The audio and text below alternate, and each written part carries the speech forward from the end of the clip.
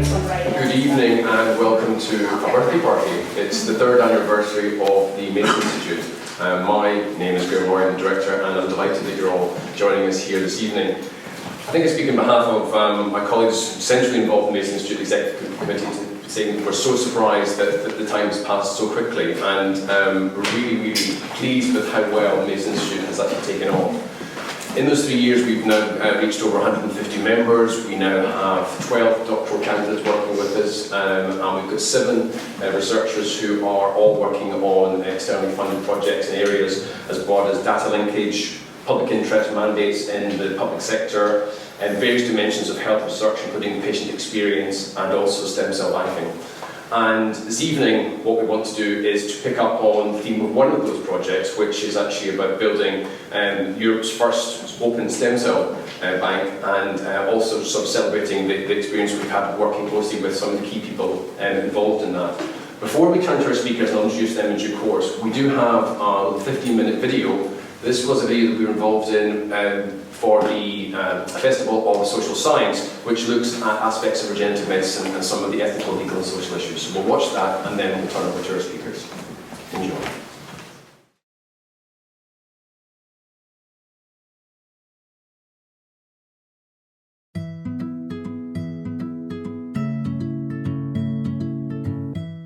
Regenerative medicines are treatments which aim to restore normal function for a patient. And that could be done by transplantation of tissues or cells, or by the stimulation of our body's own endogenous abilities to repair itself. So it's often associated with old age, but not necessarily. It could be associated with injury or a loss of some tissue. The idea actually is to produce a cure for the patient rather than just a treatment. Essentially, it's the replacement or rejuvenation of tissues that are degenerating. Regenerative medicine is a fairly new field, but I think one of the best examples out there now is for age-related macular degeneration. And this affects lots and lots of people. It is often in old age where individuals begin to lose their sight.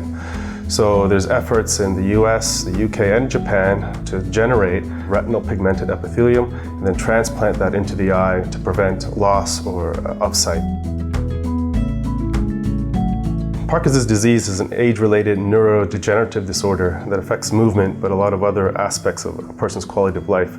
We know the particular type of neuron that's lost, and we know the location that it's lost. So our efforts at the moment are to generate that same type of neuron in the lab. If we can generate vast quantities of this type of neuron in the lab, then we can transplant it into the region of the brain where these patients are losing this particular type of neuron. So one of the major challenges is to make the cell type of interest in the lab. So we have these great models, embryonic stem cells, induced pluripotent stem cells, but these are not the cells you would transplant. We need to transform them into a cell of interest. So a diabetic researcher would want to transform them into insulin-secreting beta cells. I want to transform my ESLs into dopamine-producing neurons. So the implications for other diseases is very big. We have to fit at least 2 criteria.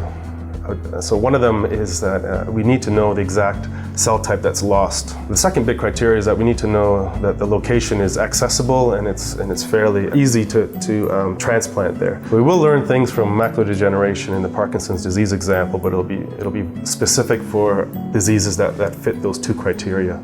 Beyond the scientific challenges, there's a number of other hurdles that are in place to bring these therapies online.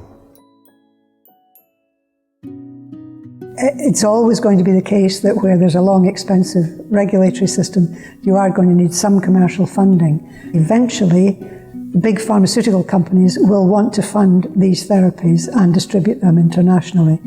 But they're not yet clear how they could make money out of this kind of therapy. Venture capital companies are considering becoming involved, but again, there is too much uncertainty around the regulatory system, the ability to scale up the product, for them to feel comfortable in investing large sums of money at the moment. So there is a big funding gap. Most of the funding models that people are looking at as potentially viable will include a large element of public funding or philanthropic funding That raises the question whether we should actually proceed with investing a lot of money in these technologies. It's beginning to be appreciated that any major path-breaking disruptive technology like that almost always needs state support, both to help develop the product, but also to help create a market for the product. And it's always been the case that the early, very expensive treatments sound very off-putting, but they become more affordable as time goes on, and that's how medicine progresses.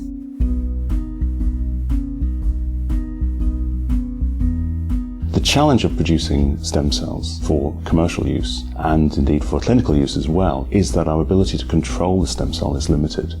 Left to themselves, a stem cell will develop into cells of a particular type. It won't maintain in its stem cell state.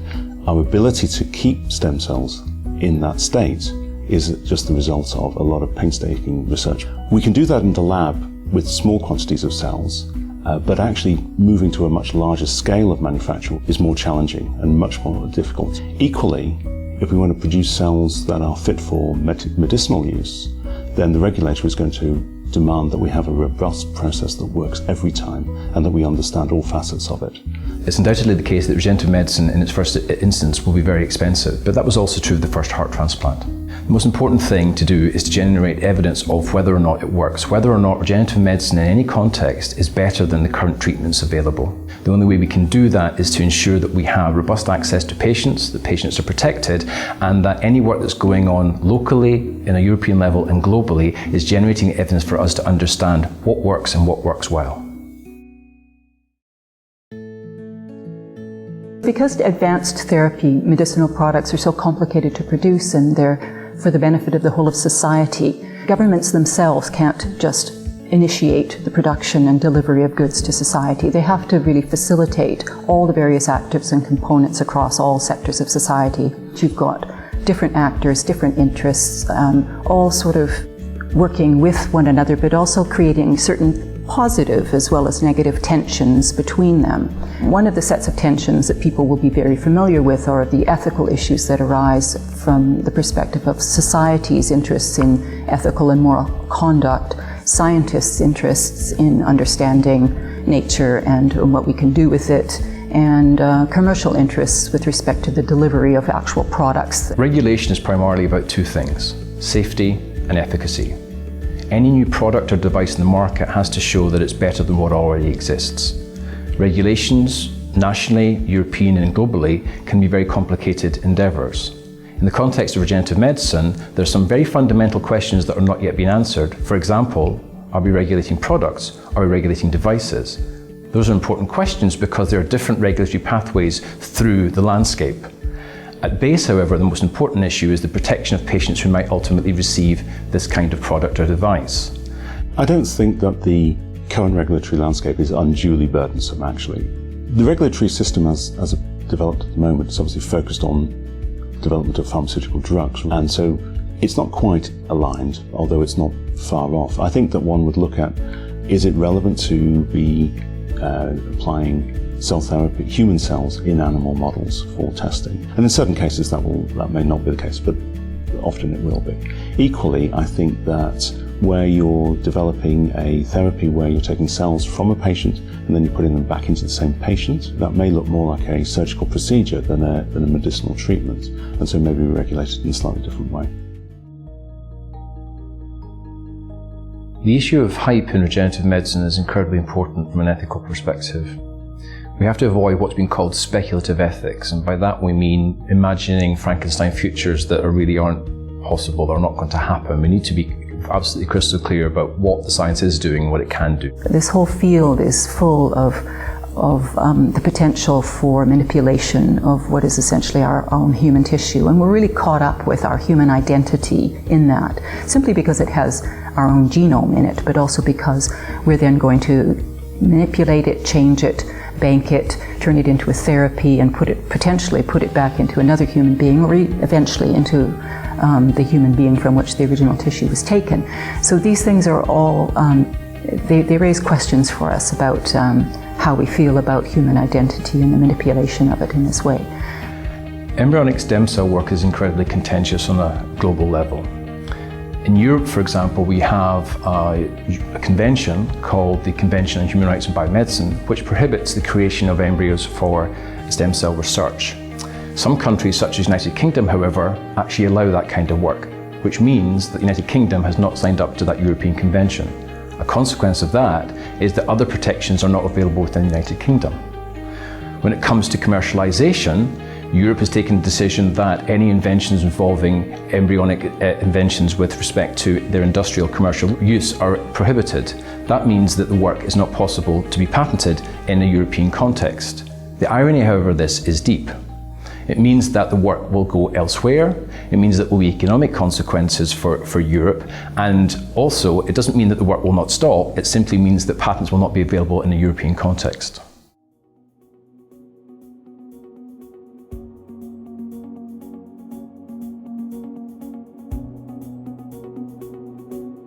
So if regenerative medicine therapies become widely available and they're very effective, I think it's going to create a big shift in society and also in the economy.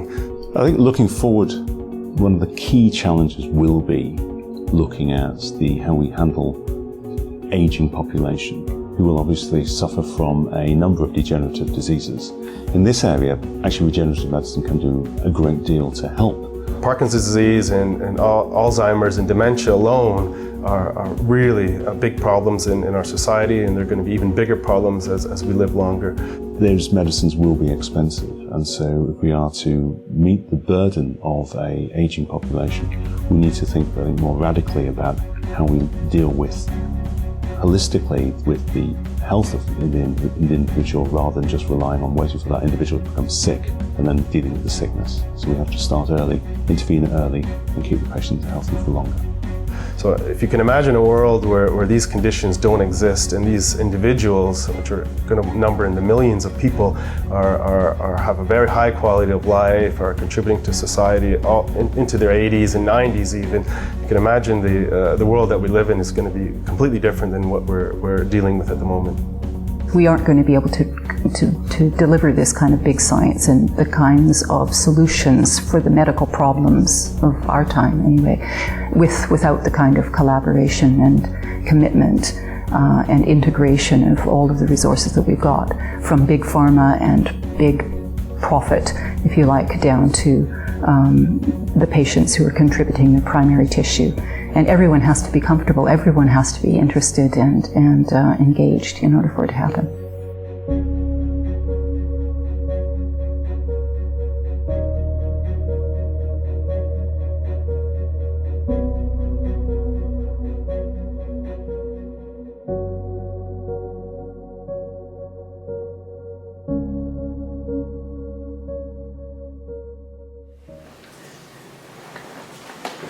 So having got past the mortifying part of the evening, we'll move on to the speakers.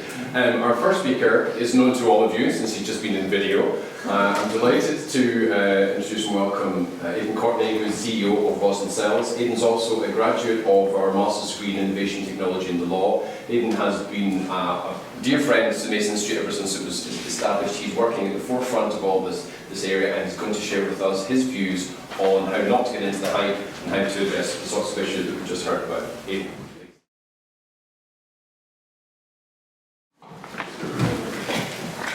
Okay, well, thanks for I'm delighted to be talking about the interface between cell therapy, regenerative medicine, and the legal issues that might come up. I think it's very important that actually we do invest time in investigating and discussing what are the issues that we realize, rather than just letting this fantastic science run away with itself and then having debates later. In order to start, I want to pick up and just talk about a few terms that get bandied around and actually make sure that people are very comfortable with them. There's cell therapy, regenerative medicine, and stem cell science all fit together, but at the same time are all slightly different. And we can look at the different types of cell therapy. The original cell therapy, the most common one, is blood transfusion, taking cells, red blood cells out of one patient and then putting them back into someone else. Has been the process started in the 17th century and then was successfully developed in the 20th century, and now it's a mainstay of healthcare. But there's other types of cell therapy, and Tila Kunath in the presentation we just saw talked about a couple of those. Firstly, treating patients with type 1 diabetes who need to have pancreatic cells transplanted into them in order to be able to produce insulin on demand. And there's two ways that can happen. One is that from people who've donated tissue on death, we can have whole pancreas transplants, which is a solid organ transplant, which is a type of cell therapy. Or you can have just the insulin secreting cells, the beta cells, transplanted in which case they're actually injected and they go into the liver. But they still function very well. And actually, that was very successful in having a cell therapy program where we're actually transplanting beta islet cells in the treatment for type 1 diabetes. At the same time, on the far side, we can actually do something very similar, and Tina mentioned this, which is rather than actually waiting for people to donate tissue through organ transplants or organ donation, we can actually take stem cells, and if we can manufacture those cells to have the same function, then we can have an unlimited supply of cells which we can treat people with type 1 diabetes. And this was actually very prominently in the news a few months ago. There's real progress we made in Boston. So on the one hand, we're seeing cell therapy developed through donated tissues, and then you're seeing stem cell science coming along and saying, yes, we can do the same thing by manufacturing cells in vitro in the lab, and then having a much greater supply of cells. There are other types of regenerative medicine, some of which don't need cells at all. So one issue is that people have got very bad bone injuries and bone breaks, and the cells will not regenerate because the gap is too large. You can put a matrix in and the cells will migrate across that matrix. So there's ways of doing regenerative medicine that doesn't need any cells at all using cell therapy. Equally, you can, in stem cell science, there are other applications, and I'm going to pick up one of these in the talk today. But mainly I'm going to talk between the application between stem cell science, cell therapy and regenerative medicine, and the interface between the two. I'm going to pick up this last one right at the end, which is how do we use stem cells to discover new drugs rather than actually be using stem cells in the therapeutic immediately. But moving on, what I want to do is just answer hopefully to some degree three questions. Firstly, what's taking so long? I mean, stem cells have been around for a number of years. The embryonic stem cells were first developed in 1998 in humans and been in other animals before that. And there's been a lot of discussion about gene therapy, cell therapy for many years, and this is where often the hype runs a long way ahead of the actual practice. But I want to talk about why it's taking so long to develop cell therapies. Then I'm going to look and say what's happening today and what are the impacts that can come over, which will come in the next 5 years. And then finally, I'm going to conclude with some issues, actually just one issue that I'll pick up right at the end of my talk. So, in terms of what's taking so long, let me ask this question. What's wrong with this picture? Look at it there.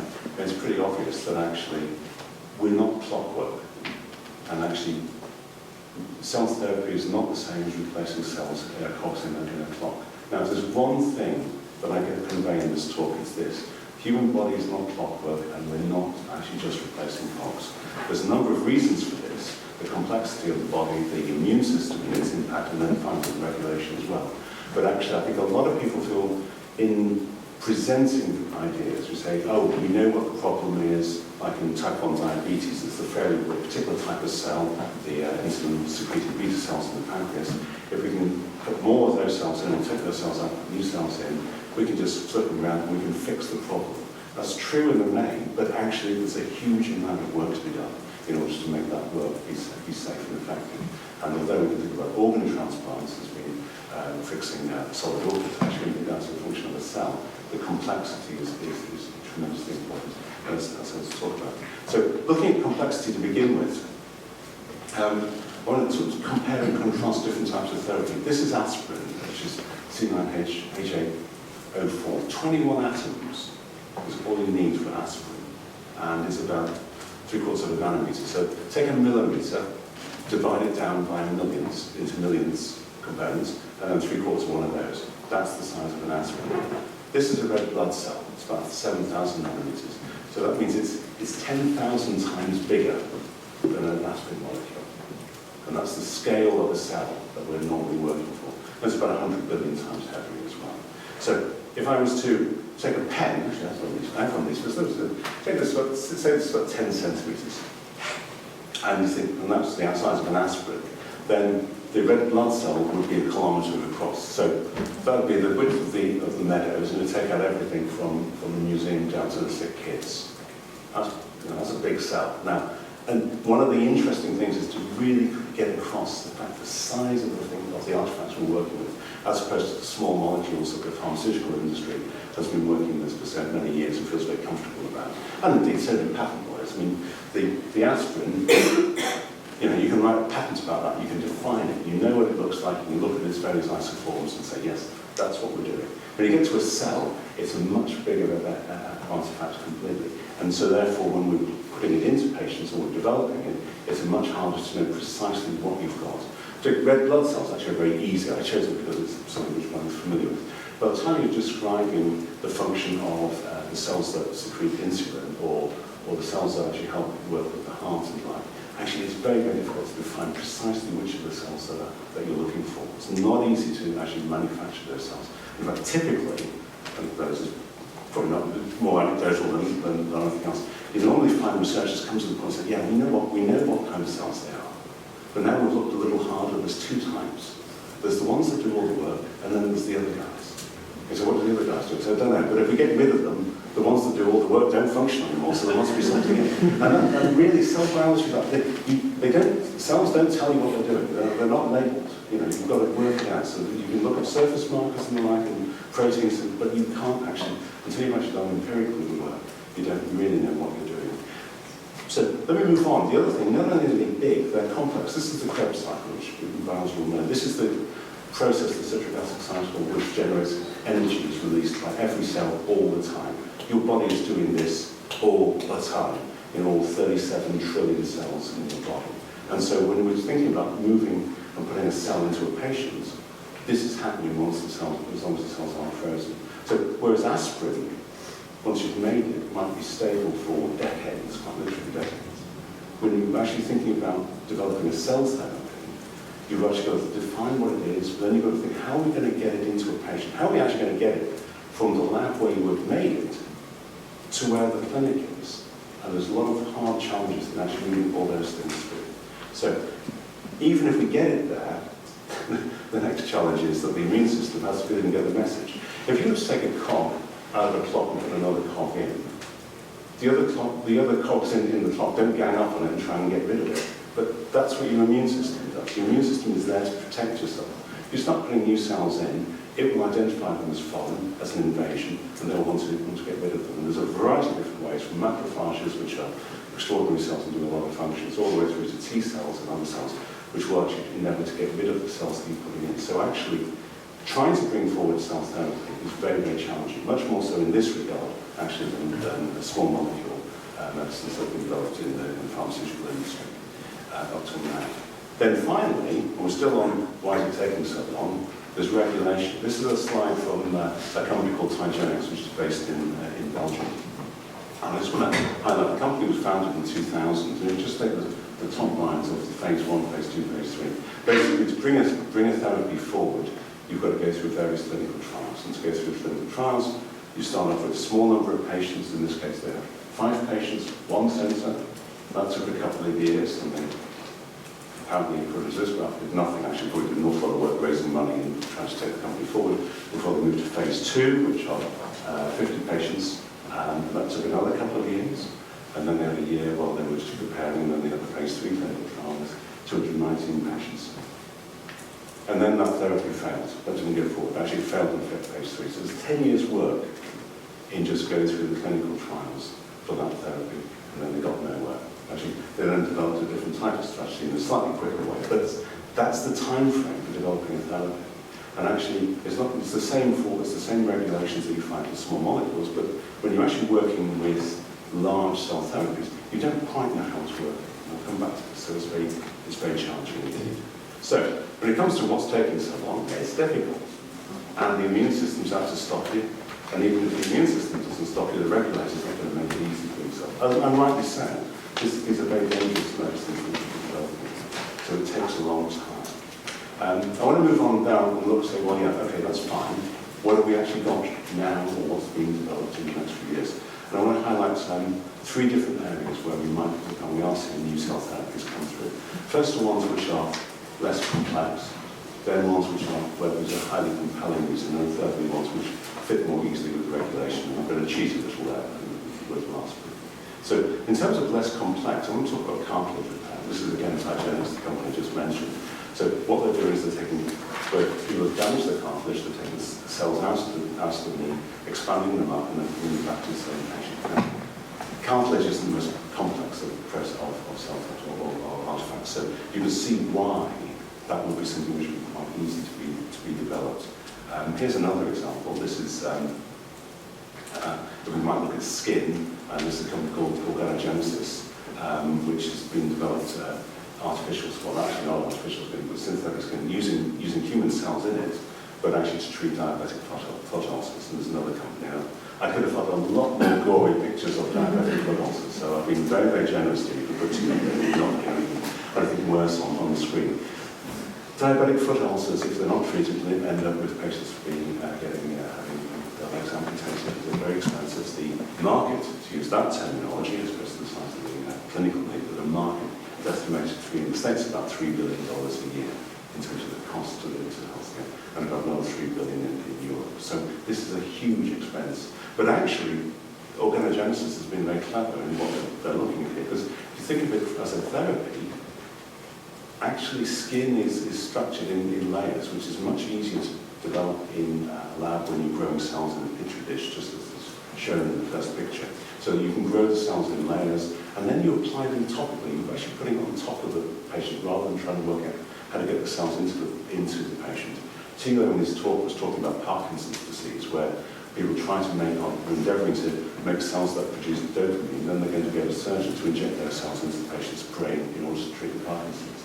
Now, that's a big challenge. Actually putting cells on someone's skin is easier. It's easier to explain to the surgeon how to do it, and it's easier to actually make it happen. And if it goes wrong, you can see that it's gone wrong. Whereas actually in other areas, it may be very difficult to know what's happened to the cells once you put them in.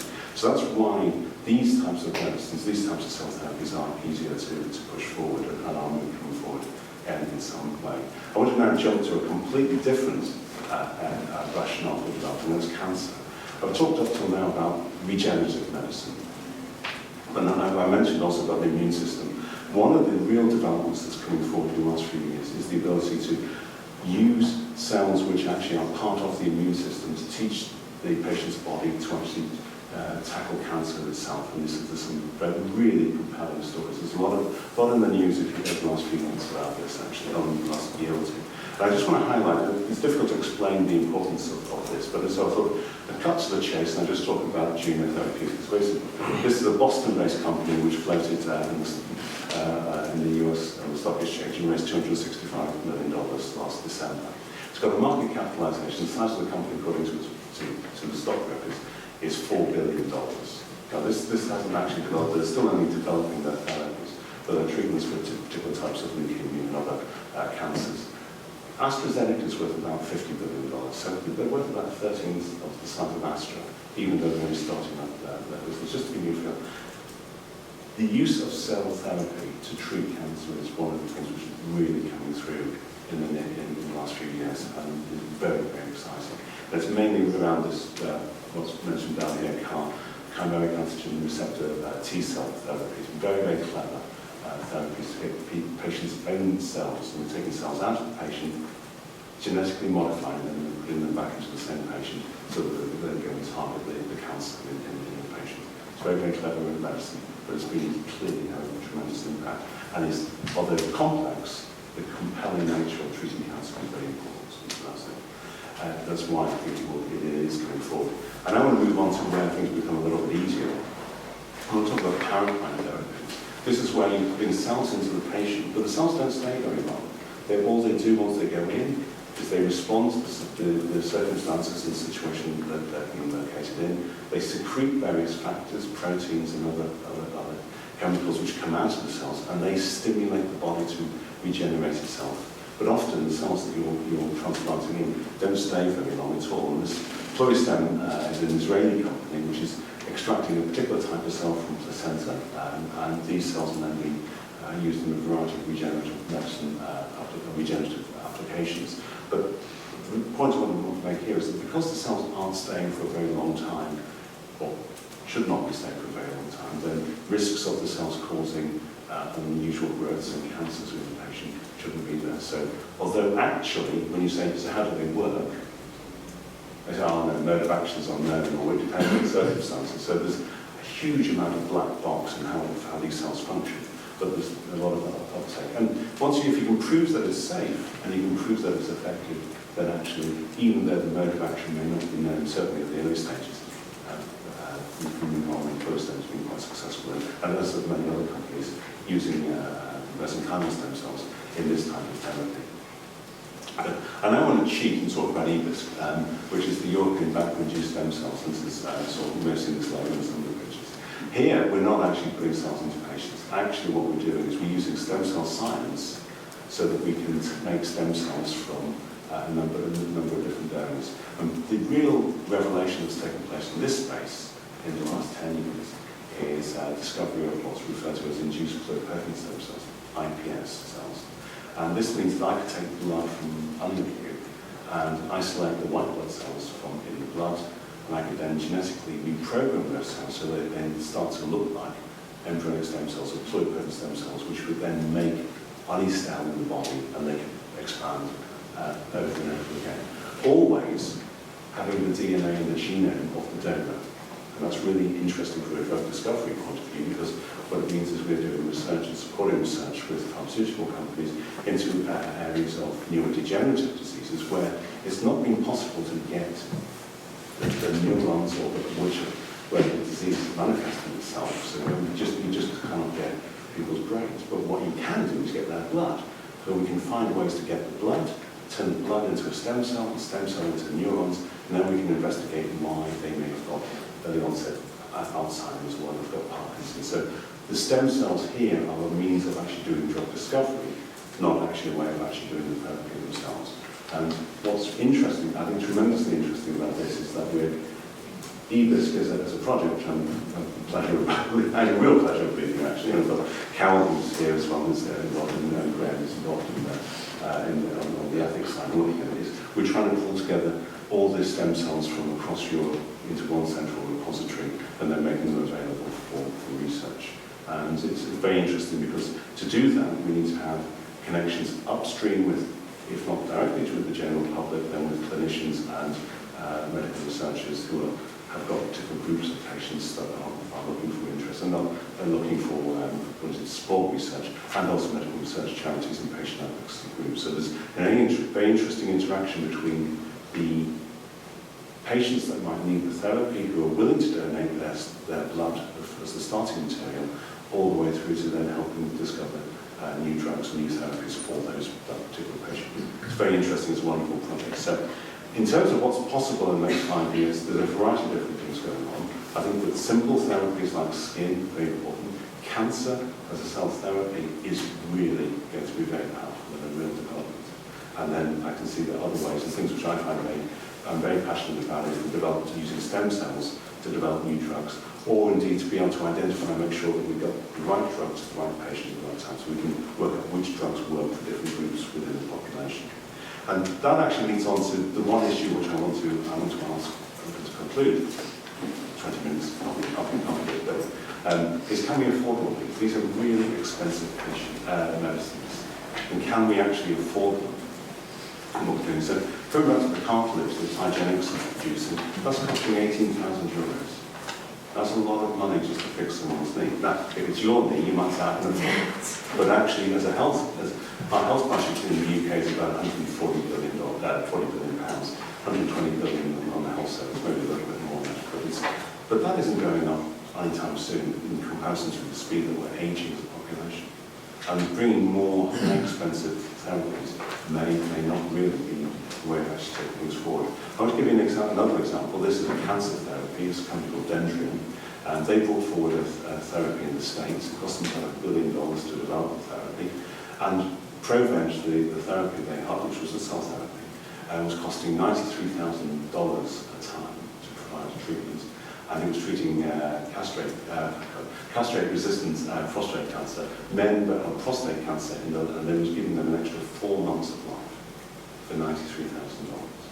And it might come as no surprise to you that NICE in the UK said that doesn't make sense to us. We will not license that. And as we've seen many, many times with the way that the health service is trying to allocate resources, but medicines now that are will not be approved by NICE. Now, in the space of, in the case of cell therapy and regenerative medicine, this will be more and more the case because these are very expensive. And so I'll conclude by making the point that yes, we are getting there. We are developing some fantastic therapies for regenerative medicine for cancer and the like, and they are coming through the regulatory process. And by the time we've got that, we've sorted out the biology, we've managed the immune system, we've managed the regulators, we've actually got companies who are investing, potential investors to develop a business. Do we have a health service that actually can afford them? And that is a challenge, the final challenge that we will have to overcome. So, with that, thank you very much. Thank you very much. Our second speaker is Jenny Kitzinger from the University of Cardiff. Jenny is the co-director of the Cardiff-York Chronic Disorders of Consciousness Research Centre. We look forward to hearing your thoughts. Thank you very much. Thank you very much. So first, thank you very much for inviting me, and happy 3rd anniversary. When I was invited, I suspect I was partly invited because I used to work a bit on human cloning and stem cells and science fiction representations, and I don't do that anymore, I just do coma. So I just wrote back going, sorry, just do coma, and back came the reply, come anyway. So I'm hoping that talking about my current obsession and locating that issue around how medicine is used and technology is used in a sort of social and political context will segue and help reflect back on the real topics of today. But if it doesn't, you can just ignore me. At least after I've stopped talking, you can ignore me. So, coma and other disorders of consciousness. You're normally only in a coma up to about 6 weeks, then you either die or you wake up. But if you stay unconscious after that, you move into something called the vegetative state.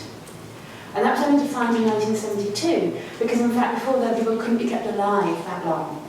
But now they can be kept alive for, well, one patient died after 42 years, an Indian nurse, who you may have seen in the papers, died after being kept alive in a vegetative state for 42 years. And we now have a large number of people in care homes across the UK who are in vegetative states. Estimates are about 16,000 people, with up to another 70 or so thousand people in a minimally conscious state. And this is where you may look vegetative, but we're increasingly seeing that actually those people can experience pain, for example, have moments of insight and awareness, sometimes can indicate yes or no, or say the odd word, but it's very, very variable. It's like the best way of describing it is like a very extreme form of Alzheimer's. And this is increasing, the number of people in these states are increasing. And in one level you can say that the causes of these disorders of consciousness are stroke, heart attack, assault, accidents. But actually that's what causes the initial brain injury. What causes surviving in a long-term vegetative or minimally conscious state is medicine. And it's actually very old-fashioned medicine. It's the ventilator, because you've stopped breathing and you can be kept breathing, and they actually tend to stabilise. You're not brain dead when you're in a state. You can breathe on your own after you've been stabilised, so you're usually taken off after a few weeks. It's the feeding tube and the development of really good artificial nutrition hydration formulas. And it's that wonderful invention of the airflow mattress that stops people who are bedbound getting bed sores. So these are fairly simple technologies that have enabled some choices about keeping people alive that didn't used to occur, and it's really only been over the last few decades. Some of the famous cases that you may have heard of are Cameron Quinlan, Terry Sharp in the States. There was a big right to die versus right to life case there in 2005, and Tony Bland, the Hillsborough survivor, if you want to call him a survivor. And he was one of the first cases to go to court, where it was agreed that it was not in his best interest to continue the artificial nutrition and hydration.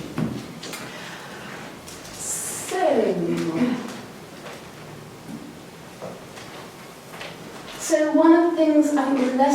a lot of people find the idea of being kept alive in a vegetative or minimally conscious state quite troubling, personally or for their families. Some people don't. For some, it is absolutely in accord with their ethical or religious beliefs about the sanctity of life, or holding on to hope at whatever cost. So for some people, it's an absolutely valid alternative in their moral framework. For a majority of people, it's actually not. Majority of people are pretty horrified by the idea. And I think when we talk about what new technologies can do, we can always need to remember the kind of side effects, the accidents of some of the old technologies, which are essentially good, but can have unexpected consequences. And in terms of cost, I should say, the cost of each vegetative patient is about £2.5 million per patient over their lifetime. And the NHS is paying for that because there's real political concern about what would happen if you withdrew treatment. Although many people think, oh, don't you just pull a plug? There isn't a plug to pull. So if you don't want to be sustained in life, you can't be switched off. There's no point, if you don't want it, saying to your family, if I'm at that, switch me off. Most patients are only dependent on a feeding tube long term. And that has all sorts of moral and political issues around it. You'll all have seen court cases in the papers where families or a trust has gone to court to withdraw a feeding tube, but these are a tiny minority. So there are over 16,000 or up to 16,000 patients. That's been done for less than 100. So the other 15,900 are still in care homes with feeding tubes. The second thing I want to highlight is the way in which some of the way we talk about what we think the law is and how new technologies are going to be governed needs to always hit up against the fact that there's a gap. So mind the gap.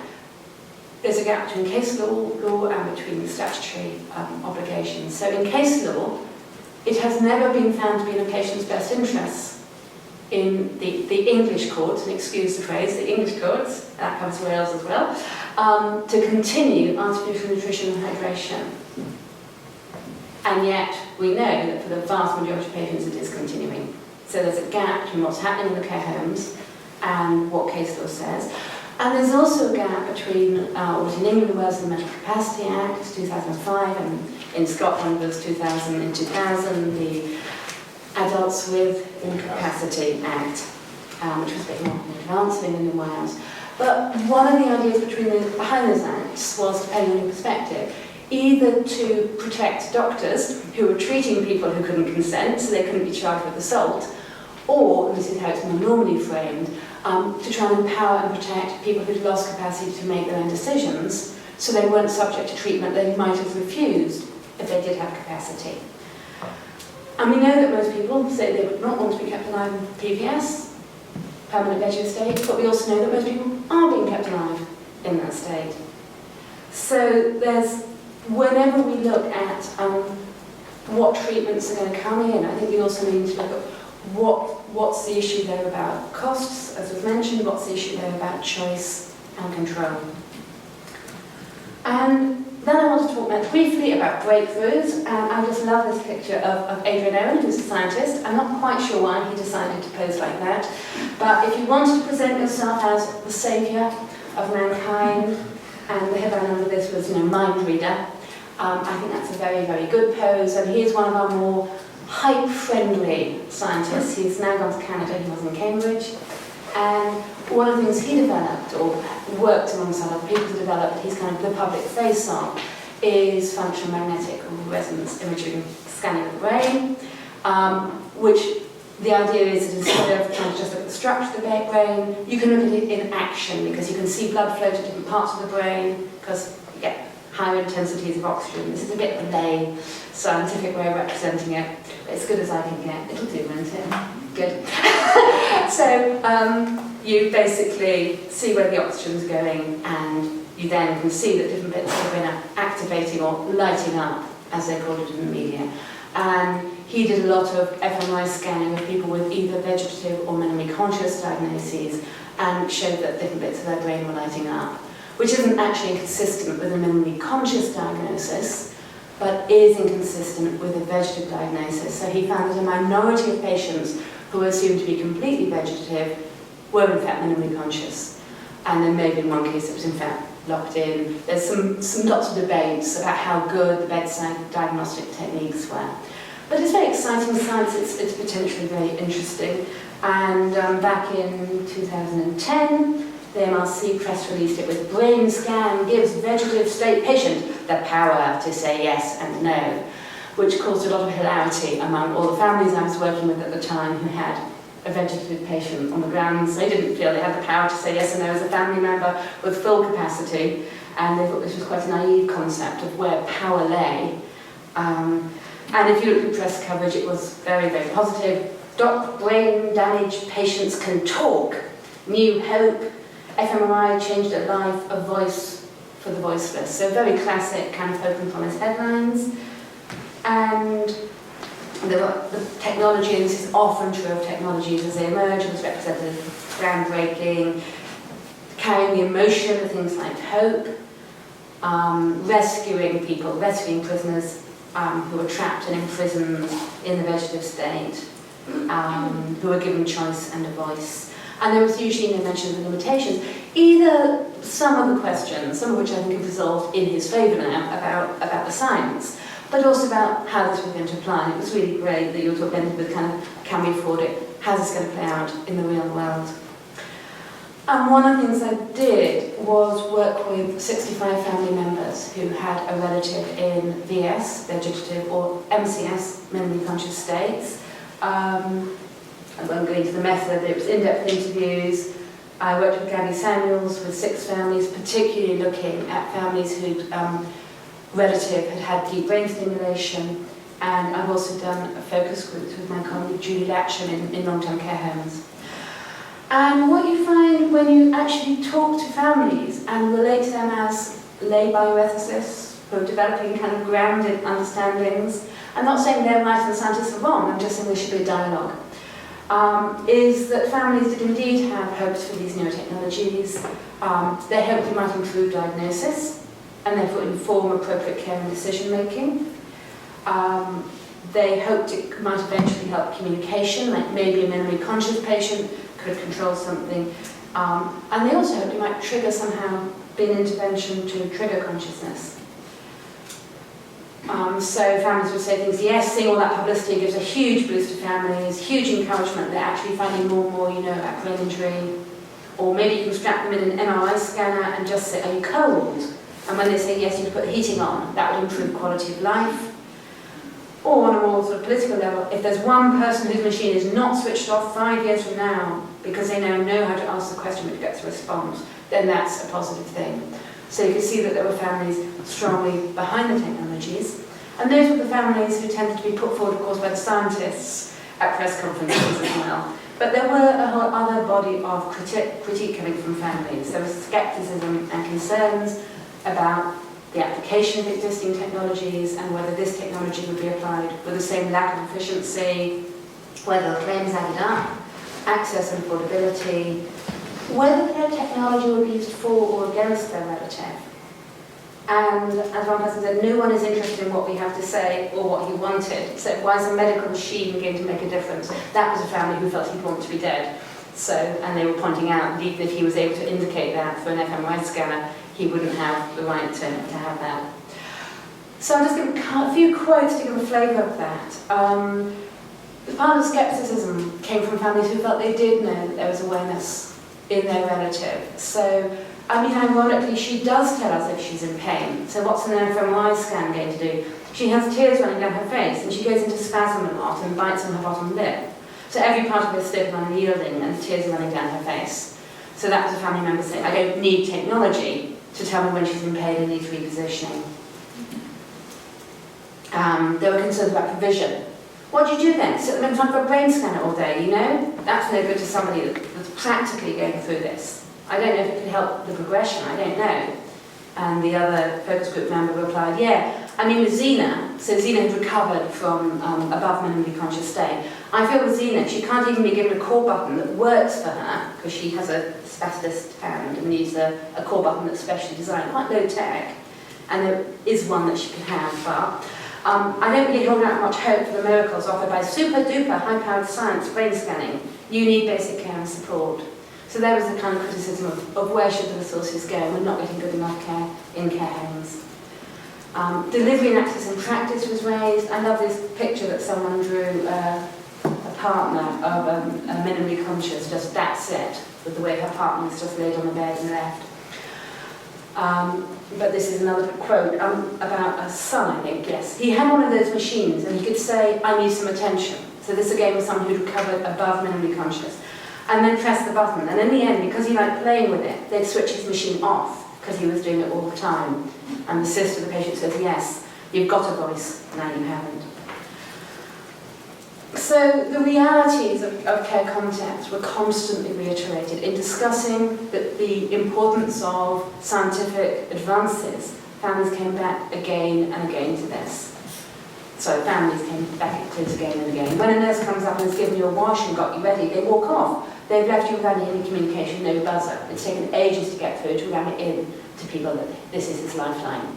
So this was in mixed groups of people who had someone who'd emerged after a year, which is not uncommon, from vegetative or minimally conscious. After about 12 months, you sometimes just become very profoundly disabled.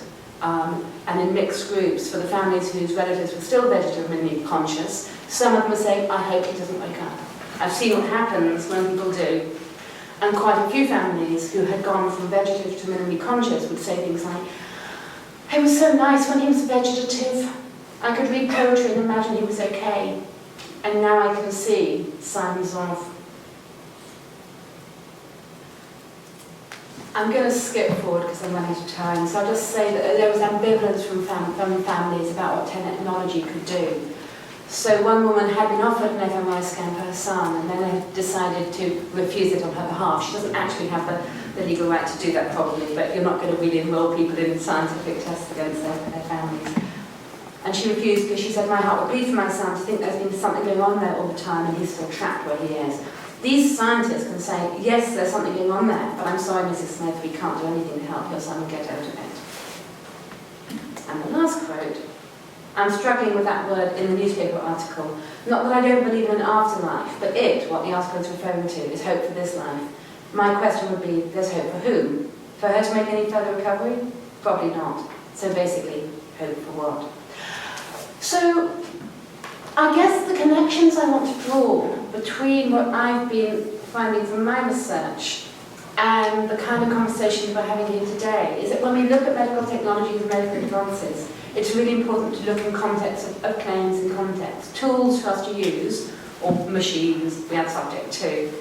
So how is potential actually delivered on the ground? And you mentioned kind of the move from sort of lab to, what was the phrase you used? From lab to clinic. And there may also then be another move as well, clinic to care home for some of these issues. Understanding the claims, balancing optimism and realism, thinking about how we as individuals, as families and as societies make choices, and understanding the context.